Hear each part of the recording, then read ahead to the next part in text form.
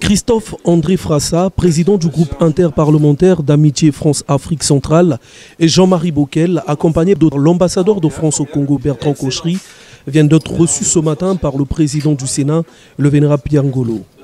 La France et le Congo entretiennent des relations diplomatiques depuis les décennies.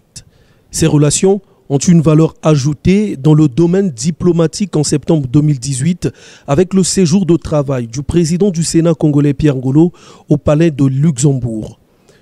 À ce titre, Pierre Ngolo est donc le premier président du Sénat congolais à être reçu au palais de Luxembourg. Les deux institutions vont conclure un accord de partenariat dans les tout prochains jours. Nous avions une relation qui est longue, ancestrale, et il y avait un constat de part et d'autre avec le président Ngolo, c'est qu'il n'y avait plus de visite du groupe France-Afrique centrale depuis, hélas, 25 ans.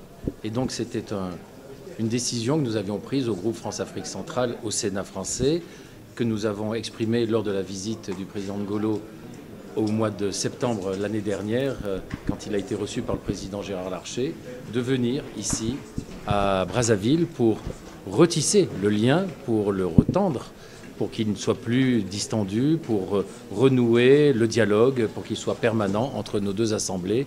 Et c'était le but de cette visite à Brazzaville aujourd'hui. Et donc le dialogue aujourd'hui est renoué, le dialogue sans, j'allais dire, sans phare, en se disant tout ce que nous avons à nous dire, en abordant tous les sujets. Et je suis particulièrement heureux de l'accueil qui a été réservé à la délégation dans laquelle est mon collègue et ami Jean-Marie Bockel, qui est le président délégué pour le Congo au sein du groupe France-Afrique centrale. Et donc tous les deux, nous sommes venus ici dans cet esprit pour renouer ce dialogue, pour qu'il ne soit plus distendu, pour qu'il n'y ait plus, j'allais dire, d'inquiétude à avoir sur la qualité de la relation entre le Congo et la France, parce que pour nous, elle a toujours été constante, c'est-à-dire une relation de fidélité et d'amitié.